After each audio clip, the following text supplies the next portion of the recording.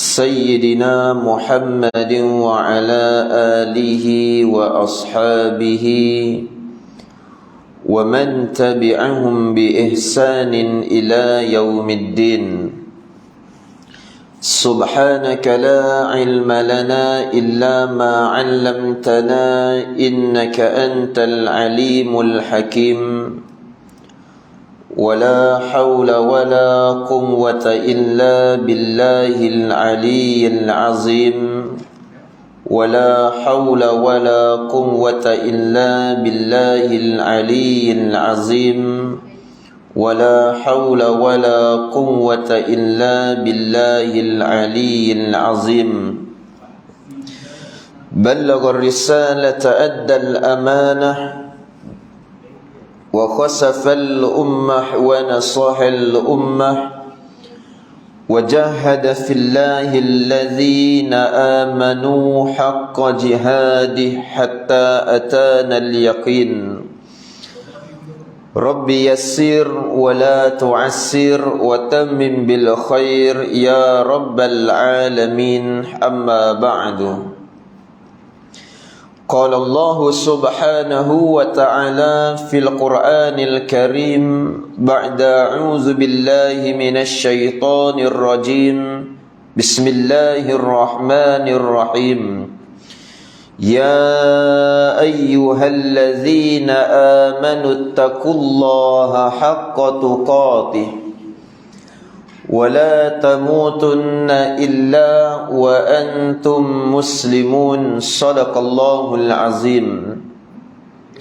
Yang bermaksud, wahai orang-orang yang beriman, bertakwalah kamu kepada Allah dengan sebenar-benarnya takwa, dan janganlah sesekali kamu mati melainkan kamu berada di dalam keadaan Islam. Surah Ali Imran ayat 102. Wa qala an-nabiy sallallahu alaihi wasallam ittaqillahi haitsu ma kunta wa atbi'is sayyi'atil hasanata tamhuha wa khaliqin nasi bi khuluqin hasan. Atau kama qala Rasulullah sallallahu alaihi wasallam. Yang bermaksud, bertakwalah kamu kepada Allah di mana sahaja kamu berada, dan ikutilah keburukan yang telah dilakukan itu dengan perkara-perkara kebaikan, serta bergaullah dengan sekalian manusia dengan sebaik-baik pergaulan. Alhamdulillah, yang saya hormati kepada Tuan Pengerusi, Ashabul Kiram, kepada Tuan-Tuan Imam, Tuan Bilal, serta seluruh ahli jawatan kuasa dan saf pimpinan surau, dan yang saya hormati lagi raikan Tuan-Tuan guru, para alim ulama, para asatizah yang bersama-sama dengan kita di dalam majlis ilmu pada malam ini. Mudah-mudahan bertambah kebaikan serta keberkatan di sisi Allah Subhanahu wa taala, insya-Allah. Dan juga seterusnya kepada semua sekali tuan-puan muslimin dan muslimat, ibu ayah, abang, adik kakak yang saya kasihi dan dimuliakan Allah Subhanahu wa ta'ala sekalian. Alhamdulillah, pertama dan selamanya kita bersama-sama merafakkan setinggi-tinggi syukur kepada Allah Subhanahu wa ta'ala yang tidak terhingga, kerana sehingga pada waktu dan saat ketika ini kita masih lagi merasai dengan keseronokan, ataupun jiwa kita masih lagi gembira untuk bersama-sama hadir di dalam rumah Allah Subhanahu wa ta'ala, yang mana di antara amal yang sangat mudah untuk dilakukan, tetapi bila laksanakan para jemaah sekalian, ada ketikanya dia menjadi sesuatu yang berat dalam kehidupan. Ditambah pula dengan ujian-ujian yang Allah uji pada waktu-waktu ketika keadaan semasa tersebut para jemaah sekalian. Jadi yang kita dapat bersama-sama hadir pada malam ni, dan kita boleh istiqamah berharap dan memintalah kepada Allah Subhanahu wa ta'ala agar ia boleh menjadi antara amal yang istiqamah dalam kehidupan kita selain daripada amal lain yang sedang kita lakukan. Mudah-mudahan majlis ilmu ni di antara sesuatu yang kita boleh istiqamah dalam kehidupan kita. Sebab majlis ilmu ni lah satu-satunya tempat ataupun satu-satunya keadaan yang dapat mengingatkan diri kita daripada kehidupan di atas dunia. Habis daripada majlis ilmu, habis daripada masjid dan surau setiap malam yang kita hadir, selepas tu kita akan bergelumang semula dengan kehidupan seperti biasa di atas dunia. Waktu mana kita berada dalam kehidupan atas dunia dengan kesibukan urusan kita seperti biasa, kita takut dan bimbang ada masa tu kita jadi terlepas pandang perkara-perkara yang sepatutnya dijaga dalam agama. Jadi bila masa tu yang kita duk buat urusan atas dunia seperti biasa, dan ada masanya kita bimbang terlepas pandang, malamnya kita hadir dengan majlis ilmu, inilah waktu yang cantik yang dapat mengingatkan diri kita. Pagi tadi apa yang kita buat, tengah hari petang tadi apa pula yang kita buat, dan apakah yang kita buat sepanjang sehari daripada pagi tadi sampailah waktu petang tu. Semuanya perkara yang bermanfaat ataupun tidak. Jadi ini fungsi peranan majlis ilmu. Sebab itu kita takut dan bimbang andai dalam kehidupan seseorang dia rasa tak seronok ataupun tak suka datang dengan majlis ilmu, yang namanya peringatan dalam kehidupan. Sebab bila tak suka dengan peringatan dalam hidup ni, rasa tak suka dengan majlis ilmu ni, bimbang-bimbang sampai satu tahap, sampai satu masa, akhirnya Allah terus tutup hati seorang manusia, seorang hamba tersebut. Tutup daripada apa? Tutup daripada untuk menerima sebarang teguran, bahkan sebarang ilmu yang Allah Subhanahu wa ta'ala nak sampaikan kepada kita dalam hidup. Bila Allah tutup dengan perkara tersebut, maka jadilah kita terleka dengan kehidupan kita sendiri. Sampai kadang rasa seronok buat satu benda, bahkan satu benda yang dilakukan itu sebenarnya adalah perkara yang dosa. Tapi bila tak nak hadir dengan majlis ilmu, rasa tak suka dengan majlis ilmu, maka dia rasa okey saja benda yang dibuat tersebut. Dia rasa macam tak ada masalah. Kena pula Allah uji dalam hidup seorang tu, yang bila dia kelaziman dengan dosa tidak diuji dengan kepayahan ataupun kesusahan, tapi Allah uji dia pula dengan bentuk kesenangan. Kan duk buat benda yang tak elok, buat perkara yang maksiat, tak nak pula dengan majlis ilmu, Allah uji pula masa tu, Allah uji dia dengan kesenangan. Maka hanyutlah dia rasa dengan, aku buat benda ni tak ada apa pun dapat.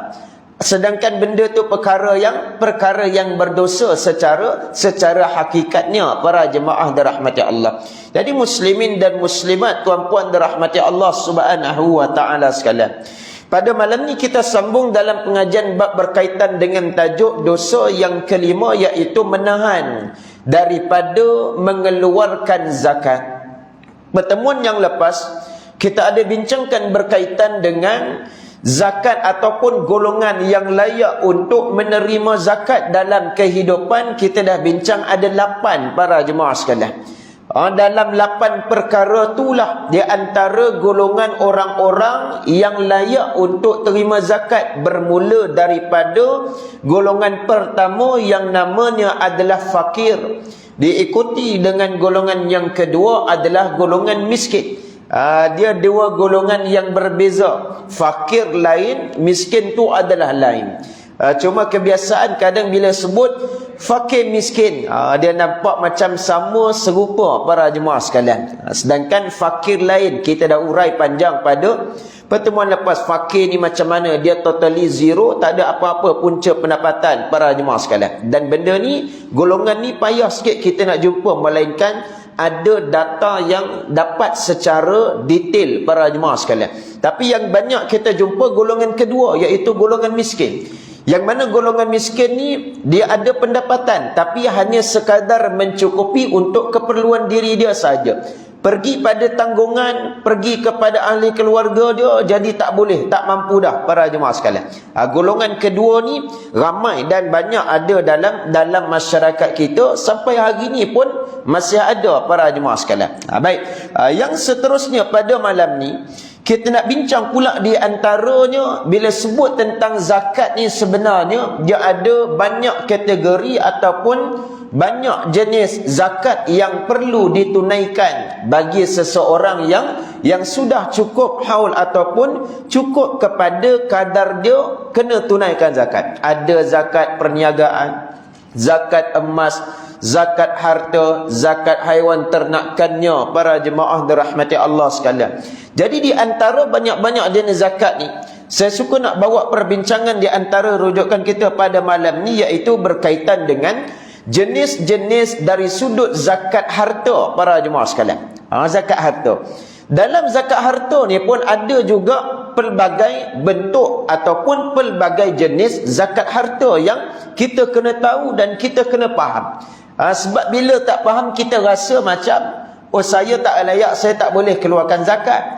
Sedangkan zakat harta ni, dalam bab zakat harta ada pecahan, ada jenis-jenis juga.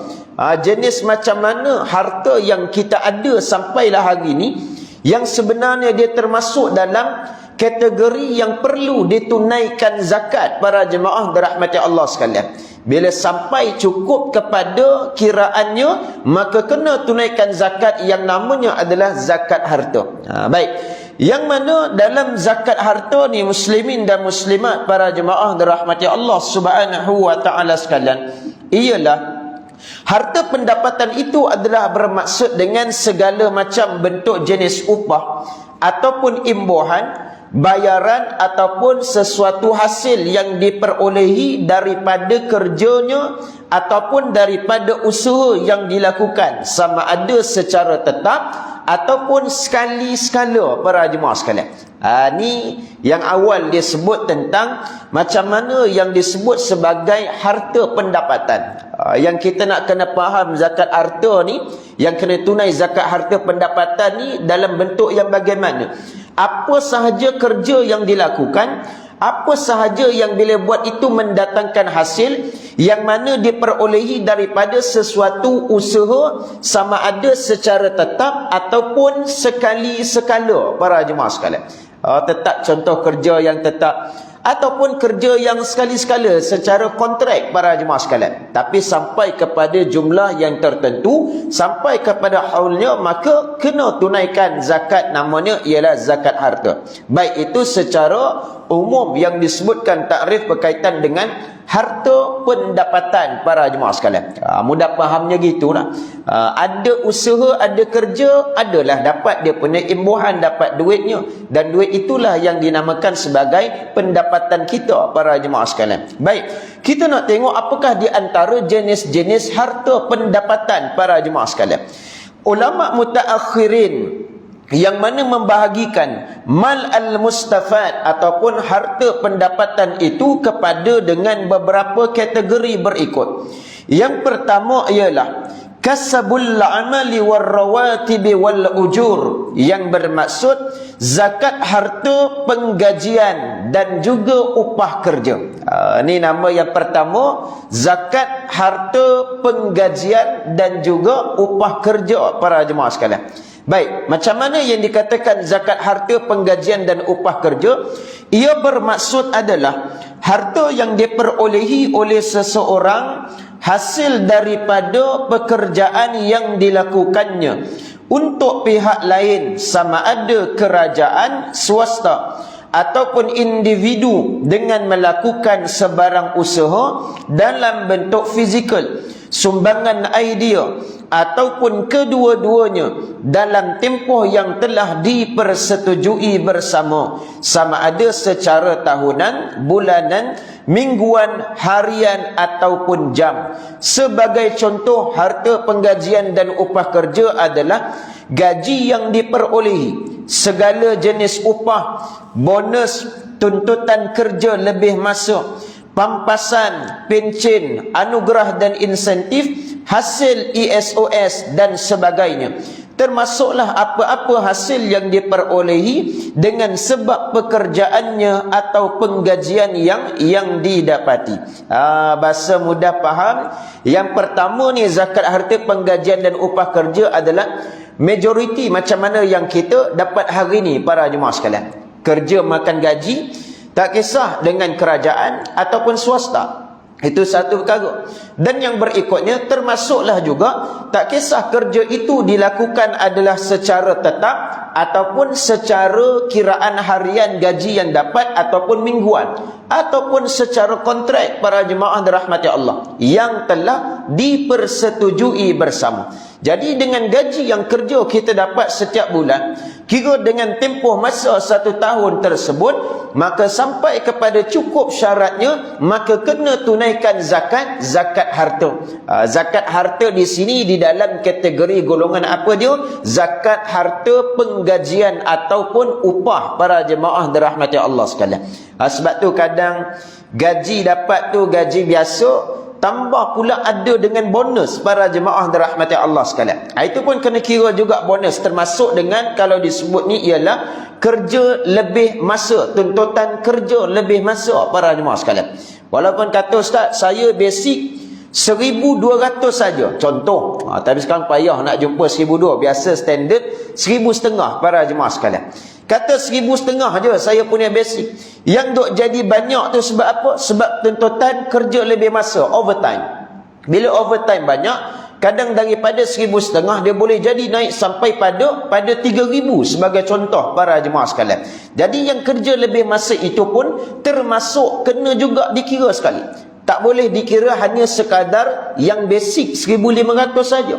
Sebab yang boleh jadi sampai 3,000, yang boleh dapat lebih tu adalah hasil daripada apa dia? Kerja yang dilakukan. Dan bila dia buat kerja tersebut, dapat dia punya imbuhan ataupun dapat dia punya bayaran. So bayaran itulah juga yang mesti dikira sekali, walaupun itu bukan gaji basic, tetapi tambahan disebabkan dengan kerja lebih masa para jemaah sekalian. Jadi benda ni kadang pesan dekat anak kita duk, kadang tak perasan para jemaah sekalian. Kan anak kita biasa kalau jenis yang bujang-bujang yang belum kahwin suka duk ambil OT para jemaah sekalian. Kalau dia kena pula lagi pula jenis kerja kilang-kilang para jemaah sekalian. Bila kerja kilang-kilang, tak kahwin lagi, tak ada komitmen apa sangat, duk ulun semua duk pakat OT para jemaah sekalian. Overtime pula bukan Sabtu Ahad, overtime pula waktu time cuti-cuti yang umum, dapat lagi double, triple para jemaah dirahmati Allah. Jadi dengan jumlah tersebut sampai cukup masa 1 tahun, cukup dengan jumlah bilangan kiraannya, bagi tahu dekat anak, kamu kena bayar zakat tersebut dengan harta yang kamu ada. Baik, ini untuk nak bagi dia faham tentang tanggungjawab hak yang ada di dalam harta tersebut. Baik, yang seterusnya itu yang pertama. Yang kedua, iaitu zakat harta pemberian ataupun sumbangan. Bahasa Arabnya disebut sebagai al-atiyah.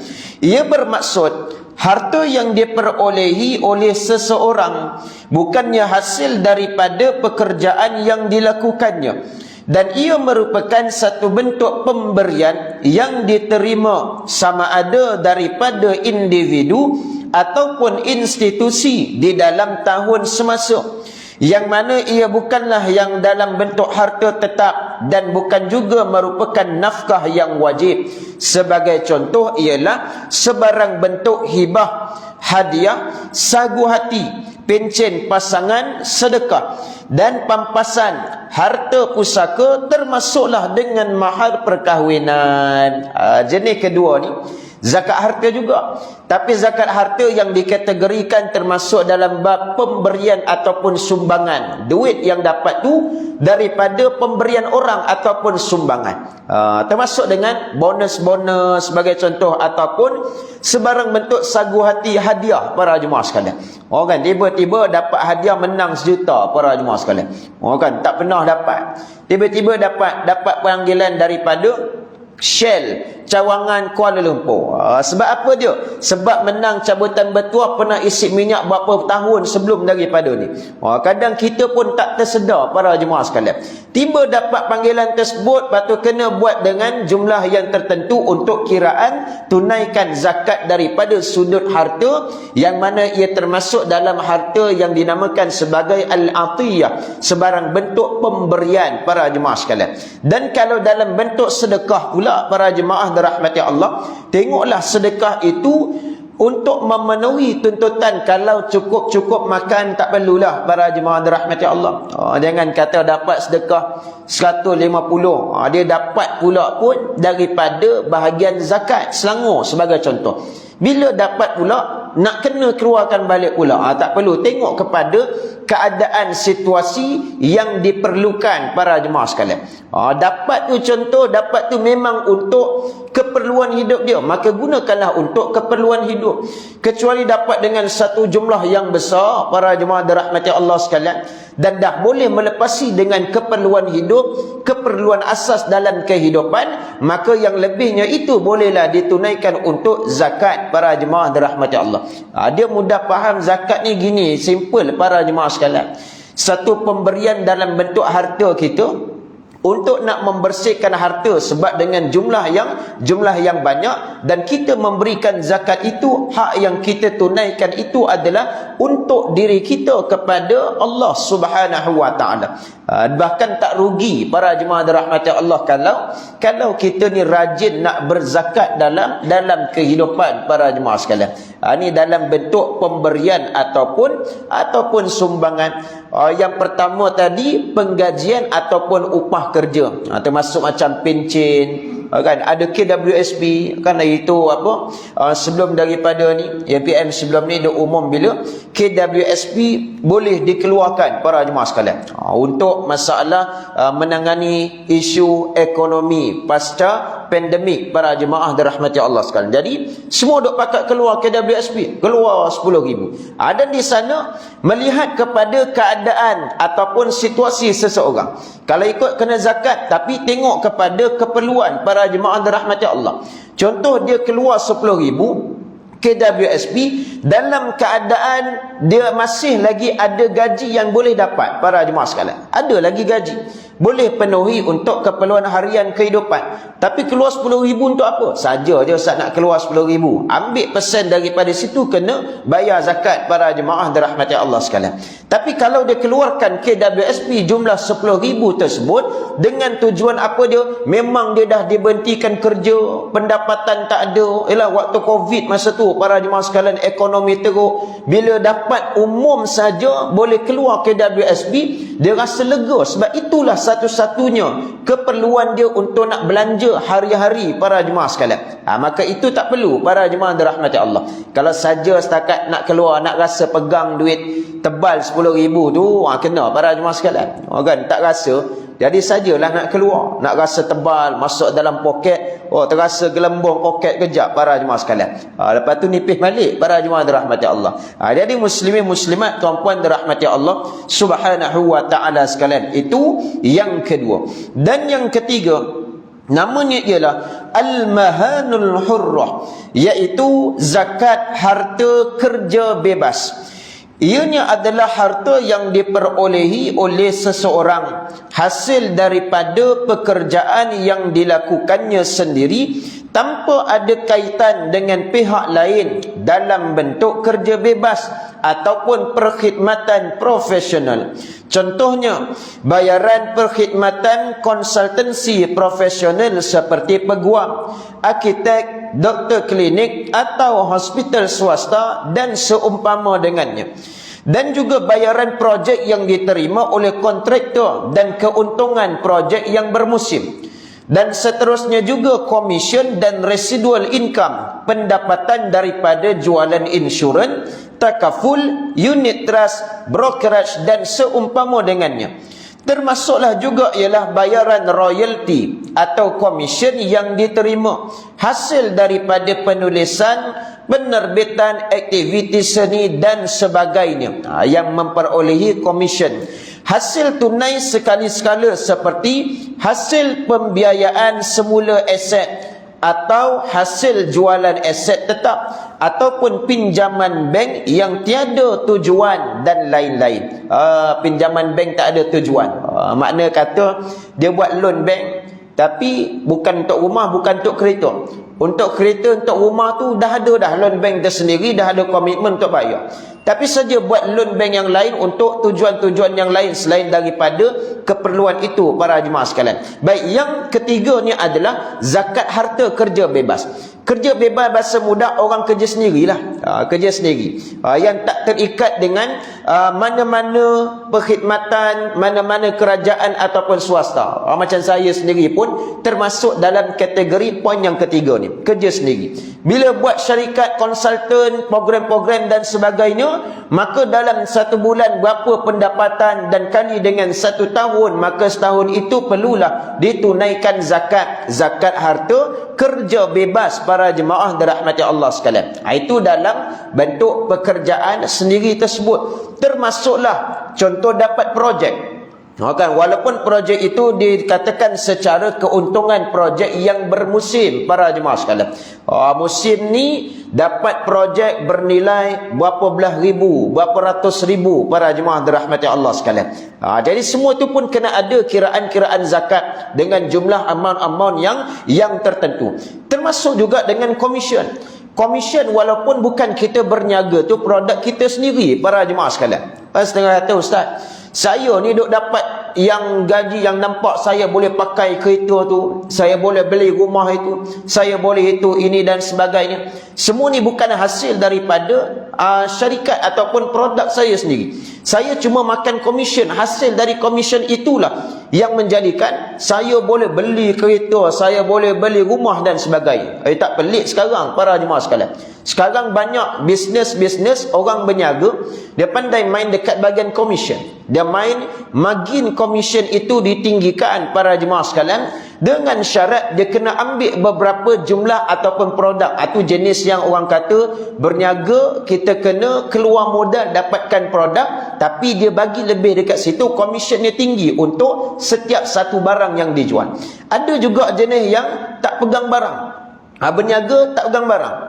Contoh apa tak tahu, para jemaah sekalian. Apa contoh saya pun tak maklum, mungkin semua tahulah. Niaga-niaga online ni, niaga tudung, tak payah ambil tudung, tak payah pegang stok. Akak tak payah pegang stok.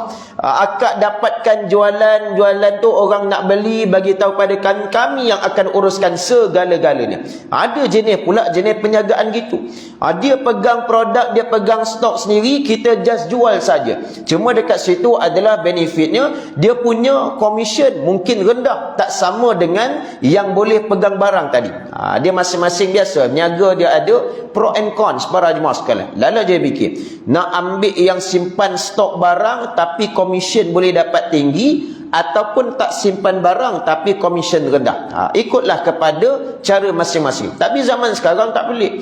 Tak pelik kadang orang yang duk menjual produk barang orang lain, hasil daripada komisen saja dia boleh dapat keuntungan besar, para jemaah sekalian.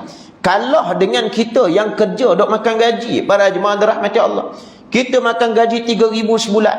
Dia yang duk jual produk orang lain dapat makan komisen saja lebih daripada 3,000 kalau dia buat betul-betul sungguh-sungguh, para jemaah sekalian. Hari ni banyak kalau cerita buat bisnes niaga dia seronok, para jemaah sekalian.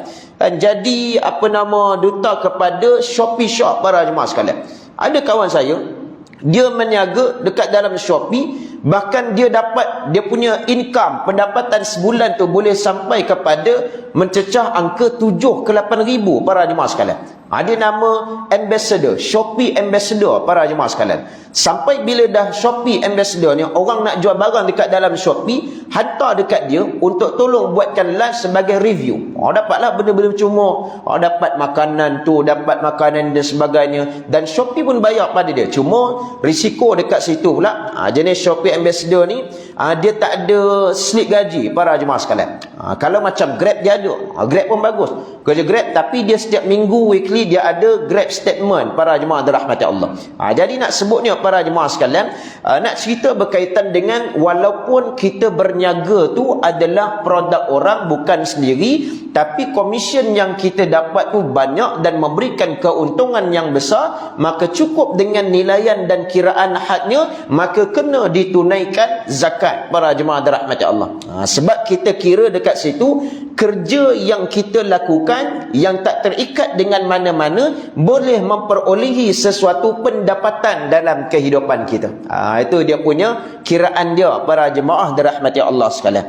Baik, dan juga termasuklah bila sebut zakat harta kerja bebas ini ialah hasil tunai yang didapati sekali-sekala seperti pembiayaan semula aset ataupun hasil jualan aset yang tetap para jemaah sekalian. Dia ada aset yang tetap, jual tu dapat ratusan ribu ringgit para jemaah dirahmati Allah. Pun dekat situ kena ada kiraan juga. Jual tanah, contoh para jemaah sekalian, ada tanah banyak dekat kampung. Bila kira-kira tanah duk ukur, lepas tu jumlahnya boleh dapat dalam 1 juta. Dapat tu jangan lupa kira siap-siap dulu untuk zakat para jemaah dirahmati Allah sekalian.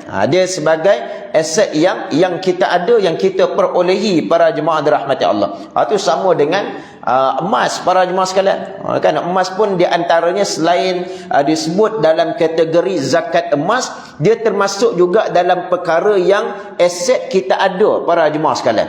Disimpan kena tunaikan zakat para jemaah dirahmati Allah. Sebab dia ada nilai yang boleh dijual mendatangkan sumber pendapatan. Baik, itu yang ketiga. Dan yang keempat, muslimin dan muslimat para jemaah dirahmati Allah Subhanahu wa taala sekalian. Dia ada 4 saja. Yang keempat ni ialah zakat harta yang disebut sebagai al-mustaghallat para jemaah sekalian.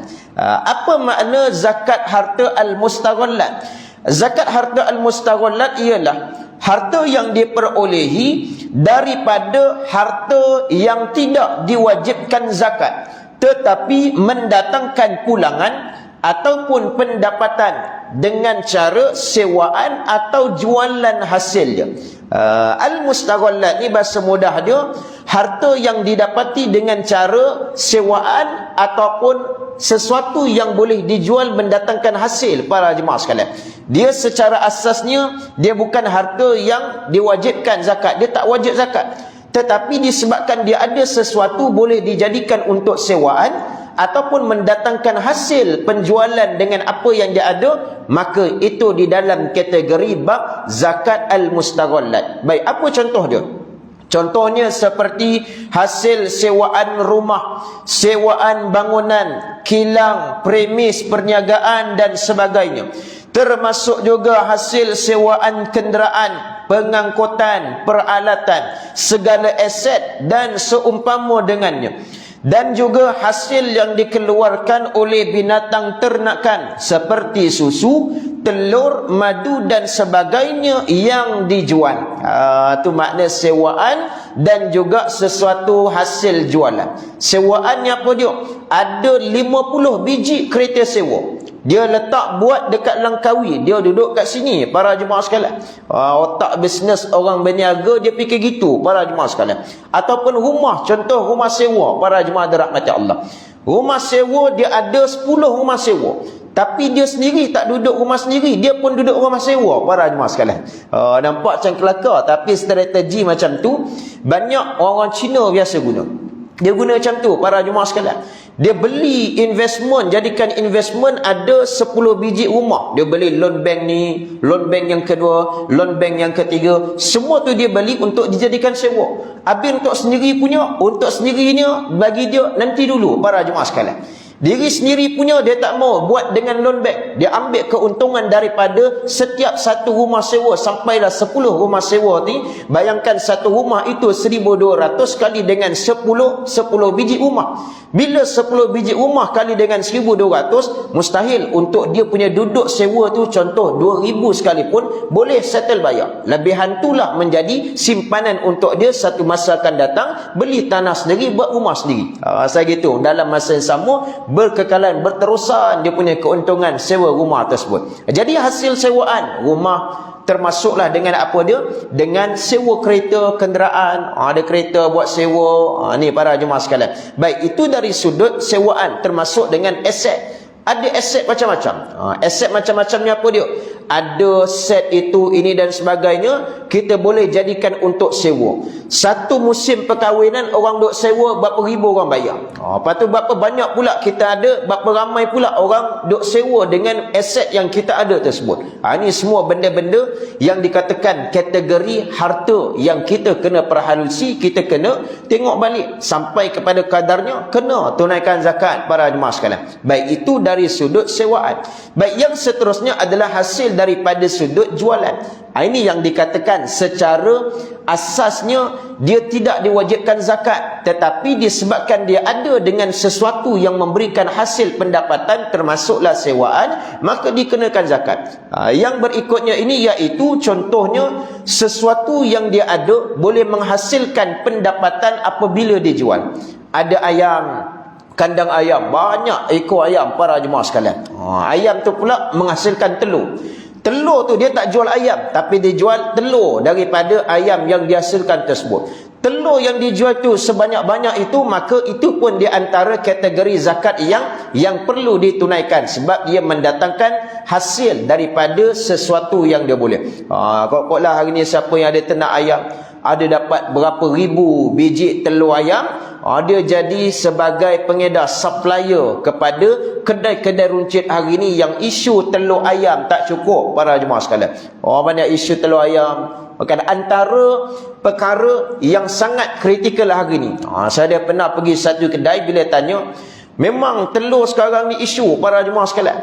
Masuk dalam satu hari, masuk sekali 150 papan. Tapi sebelum pukul 12.30 tengah hari dah habis dah. Dan belum tentu juga setiap hari dia akan datang untuk hantar. Itu pertama, telur. Yang kedua, antara yang sangat kurang hari ini menjadi rebutan adalah apa dia? Panadol para jemaah sekalian. Panadol. Tak saya pergi, kadang nak cari lagi-lagi Panadol jenis Actifast para jemaah sekalian. Habis, sana habis, sini habis. Tak tahu orang beli banyak papan, agak-agak Actifast duk telan macam makan gula-gula. Kok agaknya para jemaah sekalian. Kita pun duk jadi pelik, boleh habis. Yang tiganya minyak. Itu biasa, kita pun maklum para jemaah dirahmati Allah sekalian. Baik, itu di antara yang disebut sebagai 4 jenis harta, zakat harta pendapatan yang perlu kita fahami dan perlu ditunaikan. Baik, kita bagi laluan sekejap azan fardu Isya, dan selepas tu kita akhirkan dengan satu potong hadis yang disebutkan oleh Nabi sallallahu alaihi wasallam, insya-Allah.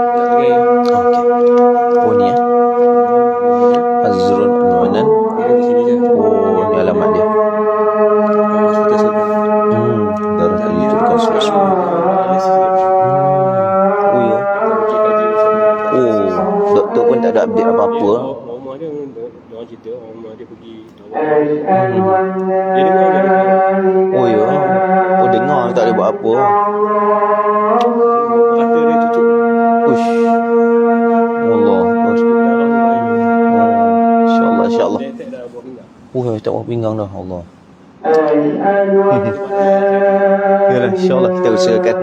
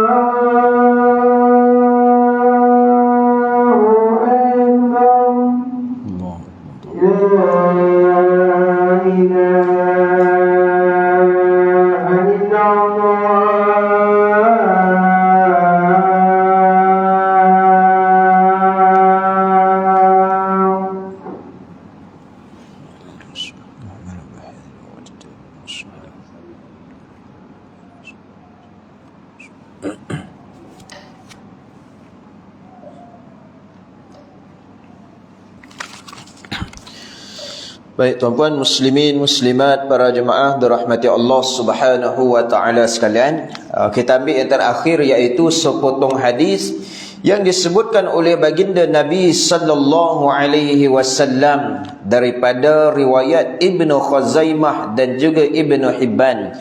Awwalu salasatin yadkhuluna an-nar amirun musallitun wa dhu sarwatin min malin la yuaddi haqqallahi ta'ala min malihi wa faqirun fakhurun. Yang bermaksud yang pertama-tama daripada tiga kelompok manusia yang akan dimasukkan ke dalam neraka Allah Subhanahu wa taala. Ada tiga kelompok yang pertama, maknanya tiga kelompok yang awal yang akan dimasukkan ke dalam api neraka, kata Nabi sallallahu alaihi wasallam. Yang mana tiga kelompok itu pertamanya ialah amirun musallitun, kata Nabi, iaitu penguasa, yakni pemerintah yang zalim dan kejam. Para jemaah sekalian, bila sebut pemerintah yang zalim dan kejam ni bukanlah sekadar daripada sudut sebutan kata-katanya, termasuklah juga daripada sudut tindakan, kelebihan penguasaan yang dia ada. Dia ada kuasa lakukan sesuatu, yang mana sesuatu dilakukan itu adalah menjadi zalim kepada orang yang berada di bawahnya dan tindakan yang kejam kepada orang-orang yang di bawahnya. Ni amirun musallitun, para jemaah dirahmati Allah. Yang kedua, golongan yang mana diawalkan masuk dalam api neraka ialah wa dhu sarwatin min malin la yuaddi haqqallahi ta'ala min malihi. Yang bermaksud ialah orang yang memiliki kekayaan yang tidak mengeluarkan zakat hartanya.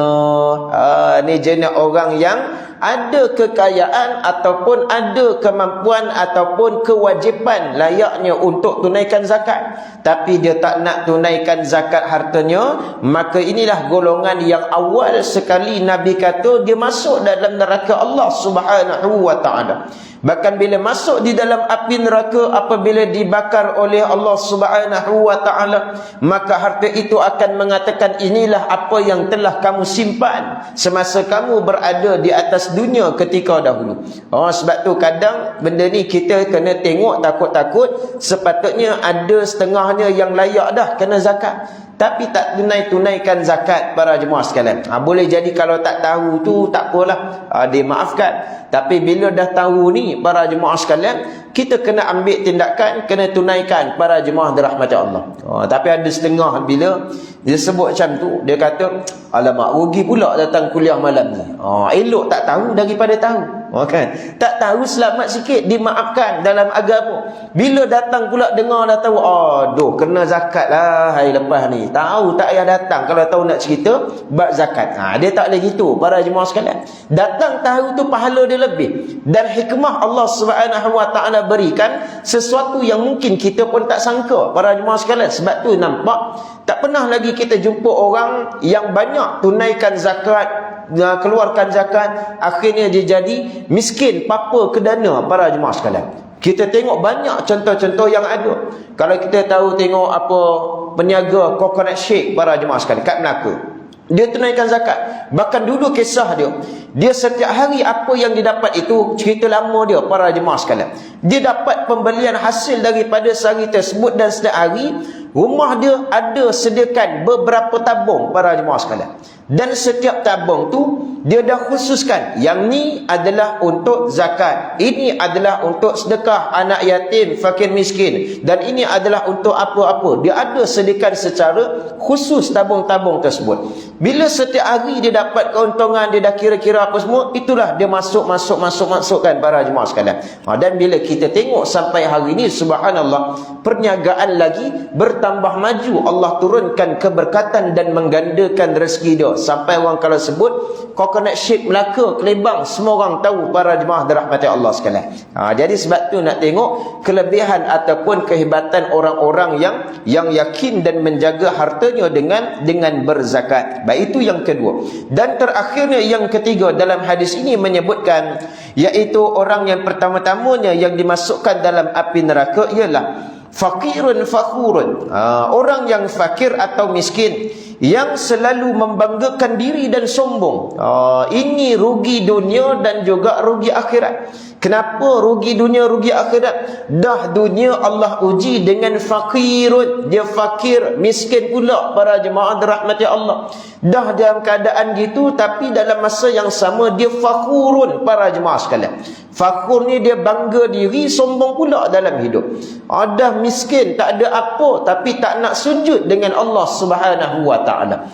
Sedangkan fitrah manusia yang Allah jadikan dalam kehidupan kita ni, kebiasaan kita manusia, kita akan kembali kepada agama, kembali mencari Allah apabila diuji dengan kesakitan ataupun dengan kepayahan. Itu fitrah kita. Maknanya contoh, bila sakit masa tu baru kita fitrahnya ingat dengan Allah Subhanahu wa taala. Kenang masa sihat dulu, tak guna betul-betul, tak datang majlis ilmu dan sebagainya. Bila Allah uji sakit, benda ni barulah yang akan sampai. Bila time kita susah, masa kita sudah tidak memiliki harta, baru kita ingat masa tu. Ni sebut fitrah kita. Kita sebut Allahu Akbar, ruginya dulu masa ada harta aku tak sedekah banyak, aku tak banyak bantu pada orang. Kalau aku buat benda tu semua, mesti rezeki Allah akan bagi lipat gandakan dalam kehidupan. Tetapi yang kata golongan masuk dalam neraka ni, dia tidak bersifat demikian. Dia berlawanan dengan sikap yang sepatutnya. Dah gitu, lepas tu jadi tak sedar diri pula lagi para jemaah dirahmati Allah. Ini di antara yang Nabi SAW sebutkan kepada kita, 3 golongan awal yang dimasukkan dalam api neraka Allah Subhanahu wa taala. Jadi muslimin muslimat, tuan-puan dirahmati Allah Subhanahu wa taala sekalian, insya-Allah kita akan sambung lagi pertemuan kita yang berikutnya dalam sambungan bab zakat bagi orang yang tidak menunaikan, yang mana termasuk dalam kategori dosa-dosa besar ini, insya-Allah. Sekadar itu saja pada malam ni. Insya-Allah kita akan sama-sama juga tunaikan solat sunat hajat selepas daripada solat fardu isyak. Kita doakan khusus hajat ini, iaitu kepada sahabat saudara kita, ahli karya kita, para jemaah sekalian, yang bernama Azrul Abdul Manan. Mungkin ada yang kenal, tinggal di nombor 32 Jalan 4C/3. Jangan tanya saya tak kenal. Ustaz yang mana satu ustaz? Tanya mungkin ada yang lebih kenal para jemaah sekalian. Yang mana sahabat kita ni, para jemaah dirahmati Allah, kita doakan hajat untuk dia agar diberikan kesembuhan ataupun kebaikan daripada Allah Subhanahu wa taala. Dia diuji dengan denggi berdarah.